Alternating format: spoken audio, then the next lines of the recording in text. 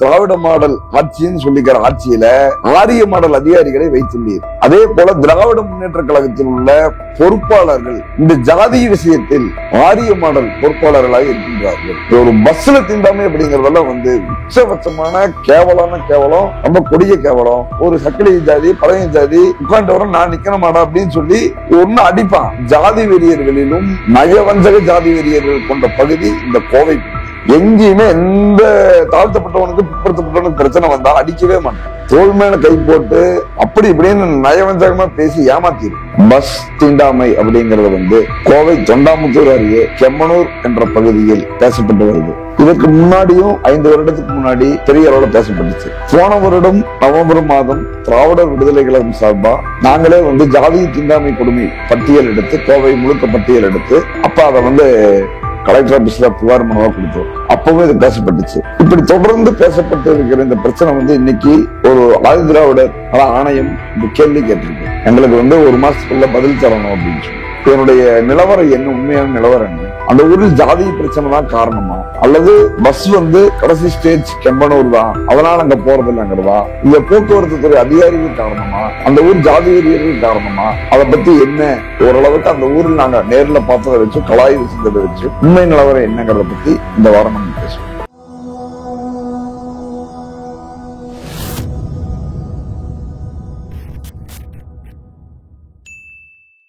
கோவை தொண்டாமுத்தூர் அருகே கெம்மனூர் அப்படிங்கிற ஒரு கிராமம். அங்க பிற்படுத்தப்பட்டவர்கள் இருக்கும் அதே அளவுக்கு தாழ்த்தப்பட்ட மக்களும் இருக்காங்க. அவங்க இருக்கிற பகுதி அண்ணா நகர் பகுதி. ஆனால் போக்குவரத்து துறையில் அவங்க சொல்ற காரணம் அண்ணா நகர்ல 50 வீடுகள் தான் இருக்கு, அங்க அதிகமா மக்கள் ஏற மாட்டாங்க அப்படிங்கறதெல்லாம் அவர் காரணம் சொல்றாரு. எங்கள் மேலதிகாரி பஸ்ஸ அண்ணா நகர்ல போய் திருப்பி வான்னு சொன்னா இன்னைக்கே அடுத்த சிங்கிளே ஓட்ட தயாரா இருக்கும். இந்த மாதிரி பதில்கள். அதே போல அது 2 கிலோமீட்டர் இருந்தாதான் ஒரு ஸ்டேஜ்.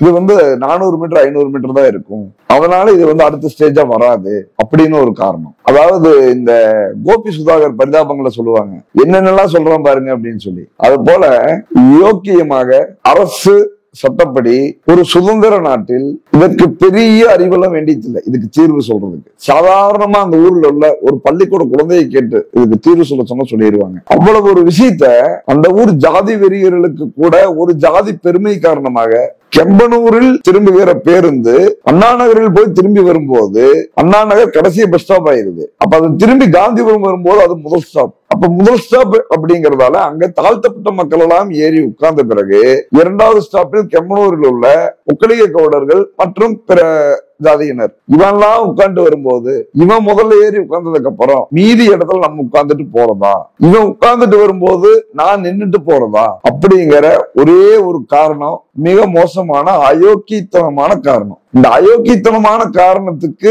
மருந்து போடுறதுக்கு யோக்கியதை இல்லாத, மனசு இல்லாத, அக்கறை இல்லாத இந்த அதிகாரிகள் மற்றும் அந்த ஊரில் உள்ள குறிப்பாக திராவிட முன்னேற்ற கழகம், அண்ணா திராவிட முன்னேற்ற கழகம், அந்த கழகம் இந்த கழகம், பிஜேபி, அவன் இவன், இந்து, நாம் எல்லாம் இந்துங்கிறவன், நாம் எல்லாம் தமிழருங்கிறவன், நாம் எல்லாம் அவன் இவன் என்னென்ன பெருமை பேசணும் அத்தனை பேரும் இந்த அயோக்கியத்தனத்தில் ஒருவனுக்கு ஒருவன் சளைத்தவன் இல்லை.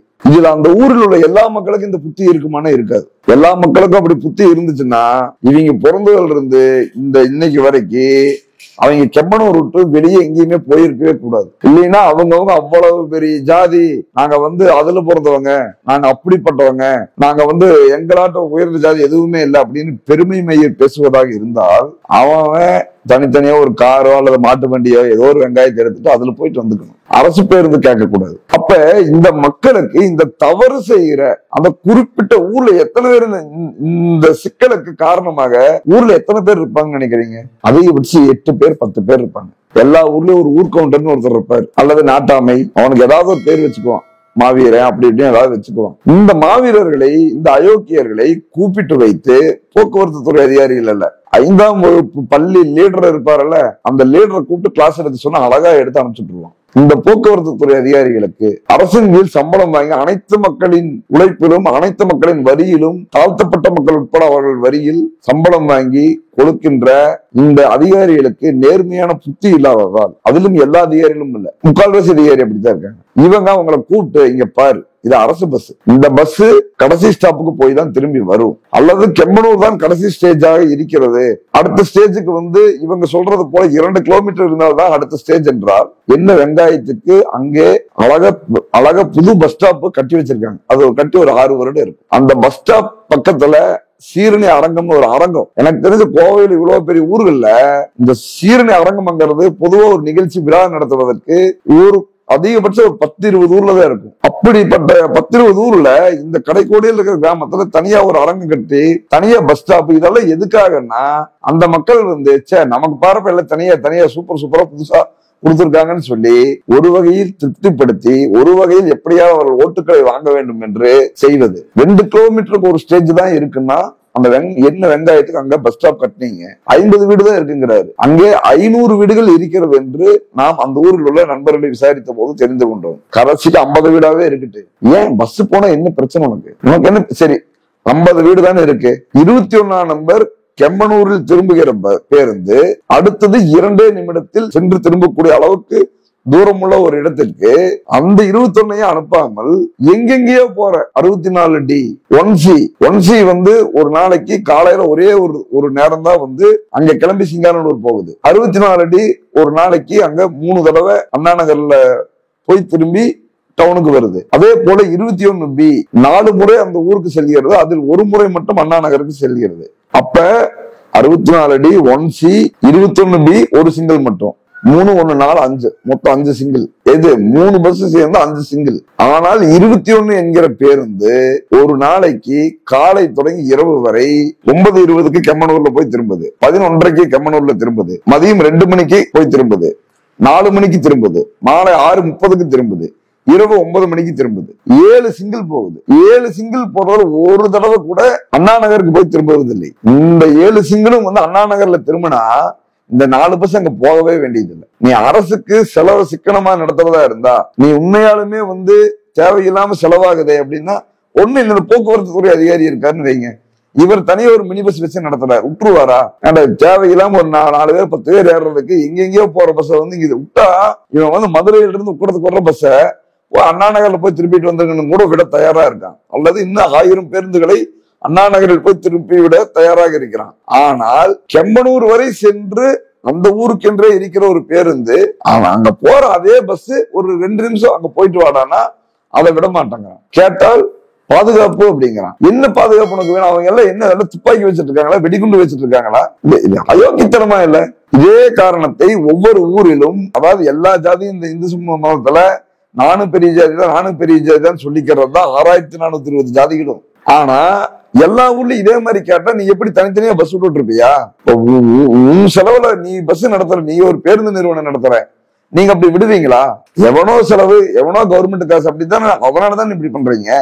இதற்கு அரசு உண்மையாக நேர்மையாக அன்று கலைஞர் என்ன செய்வார் என்று ஒரு புத்தகத்துல படிச்சிருக்கேன்.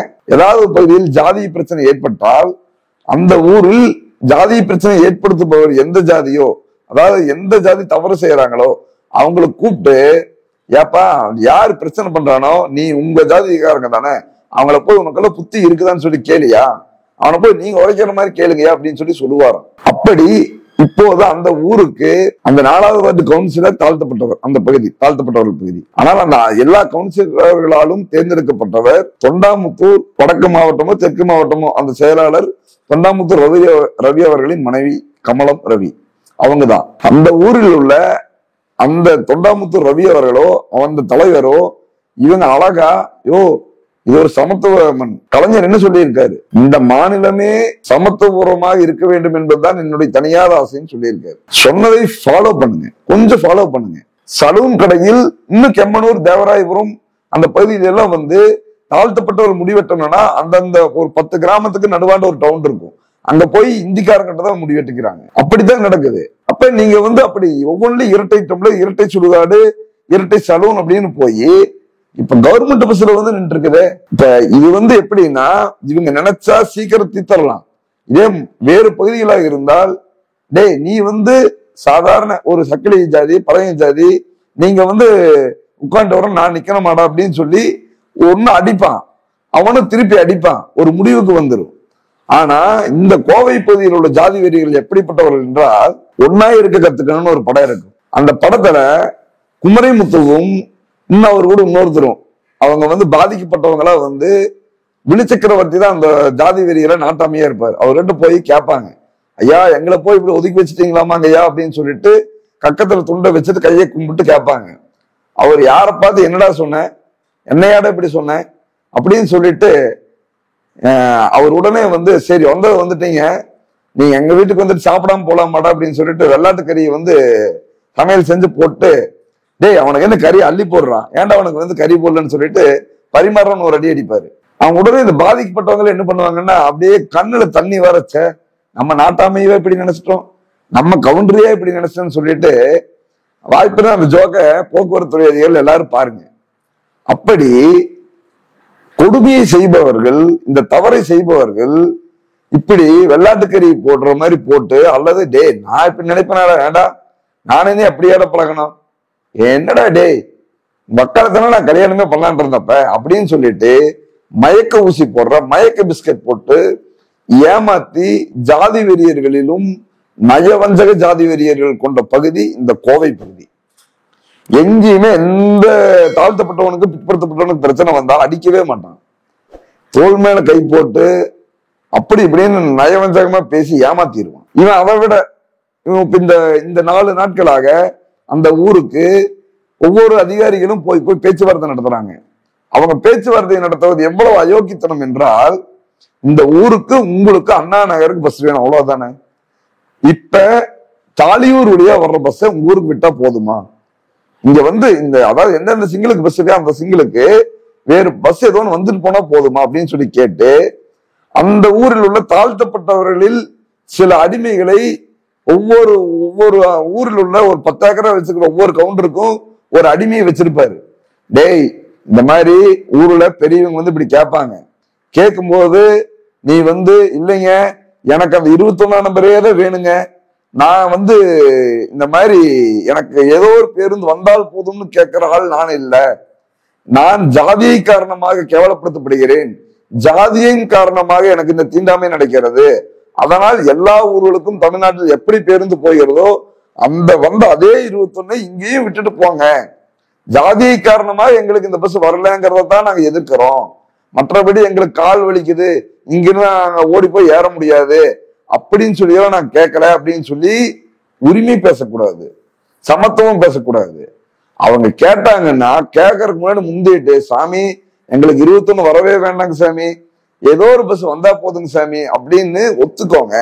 அப்ப என்ன பண்ணுவாங்கன்னா, இந்த மேலதிகாரிகள் எல்லாம் அந்த ஊரில் போய் மக்களுடன் உடனே அதிகாரிகளை அரசு அனுப்பியது, வேகமாக அனுப்பியது, அதிகாரிகளும் வேகமாக சென்றார்கள், மக்கள் சரி என்று சொல்லிவிட்டார்கள், எங்களுக்கு அந்த பஸ்ஸே வரணும்னால இல்லைங்க, ஏதோ ஒரு பஸ் வந்தா போதுங்க அப்படின்னு சொல்லி அவங்களை சமாதானப்படுத்துறது. இது மிக மிக அதாவது திராவிட மாடல் ஆட்சின்னு சொல்லிக்கிற ஆட்சியில நீங்க ஆரிய மாடல் அதிகாரிகளை வைத்துள்ளீர். அதே போல திராவிட முன்னேற்ற கழகத்தில் உள்ள பொறுப்பாளர்கள், பெரிய பொறுப்பாளர்கள் இந்த ஜாதி விஷயத்தில் ஆரிய மாடல் பொறுப்பாளர்களாக இருக்கின்றார்கள்.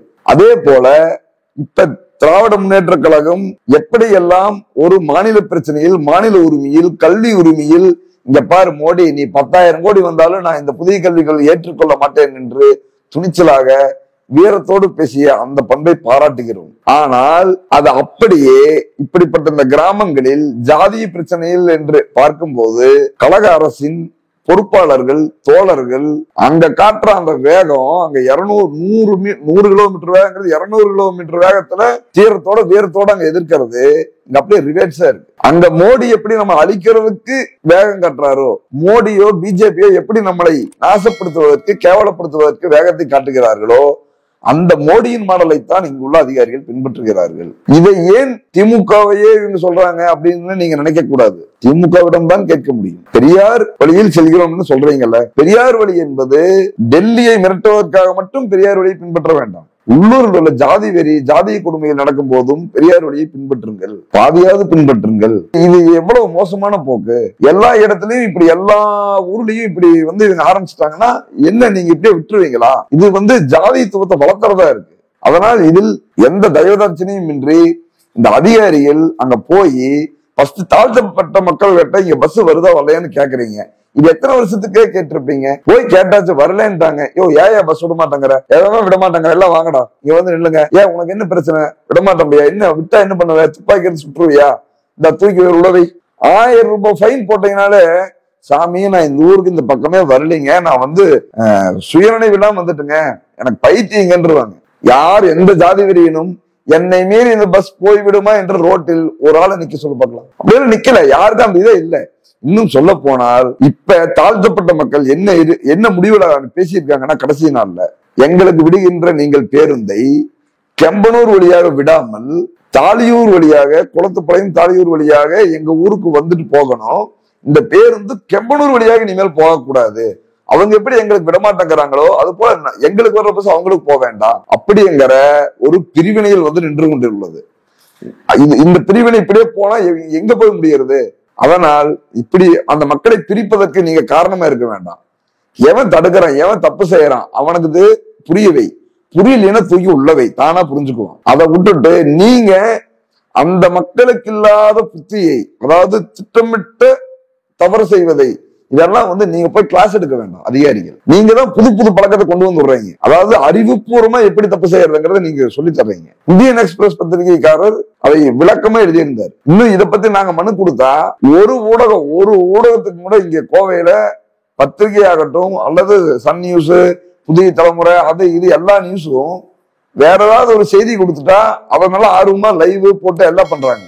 இப்படி ஒரு ஜாதி கொடுமை ஒழிப்பதற்காக புகார் கொடுத்தது ஒரு செய்திகளோடு வரல. ஏன் நீங்க யாரோ ஒருத்தர் அக்கறை எடுத்துட்டு போய் பஸ் அங்க திரும்புறத நீங்க லைவாவே போட்டு காட்டலாமே, இதோ பாருங்க இதுதான் தமிழ்நாடு அப்படின்னு சொல்லி. ஒரு ஊடகத்துக்கும் யோக்கியது இல்லை, ஒரு ஊடகத்துக்கு இதுல அக்கறை இல்லை. கட்சிக்காரனும் பிடித்தா இருக்கிறான், ஊடகமும் பிடித்தா இருக்குது, அதிகாரிகளும் பிடித்தா இருக்காங்க.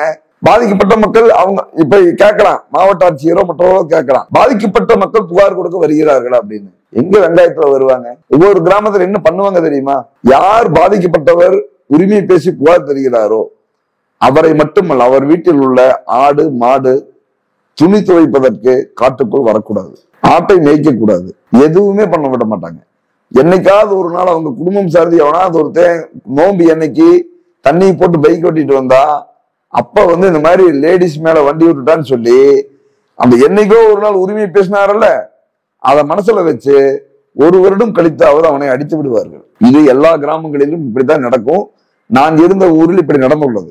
அதனால் பாதிக்கப்பட்டவர்கள் எல்லாம் கேட்க மாட்டாங்க. உங்களுக்கு பாதிப்பு தெரியுதா இல்லையா, தவறுன்னு தெரியுதா, நீ நடவடிக்கை எடுக்க வேண்டியது தானே.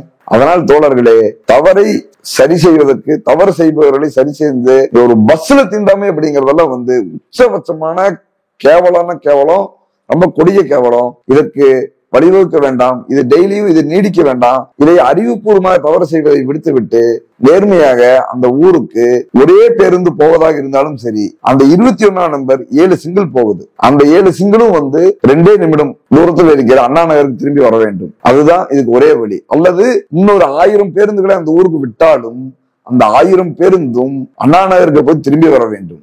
மற்ற கிராமங்களில் எல்லாம் பிற்படுத்தப்பட்டவர்கள் கடைசி பஸ் ஸ்டாப்பாக இருந்தால் அங்கே குறைவான குடும்பமோ அதிக தூரமோ குறைவான தூரமோ எவ்வளவு இருந்தாலும் சரி, அங்கு இந்த பதில் எல்லாம் பேசவே முடியாது. அங்கு பேருந்து போய் திரும்பித்தான் வந்து கொண்டுள்ளது. அதை ஒரே ஒரு கிராமம் இங்கே மாறி உள்ளது. அங்கேயும் அதே நியாயத்தை, அந்த வியாக்கியானத்தை, அந்த அறிவை பயன்படுத்தி சமத்துவம் நிலவ அந்த மக்களுக்கு உண்மையான உரிய தீர்வை தர முயற்சி செய்ய வேண்டும் என்று கேட்டுக்கொள்கிறோம்.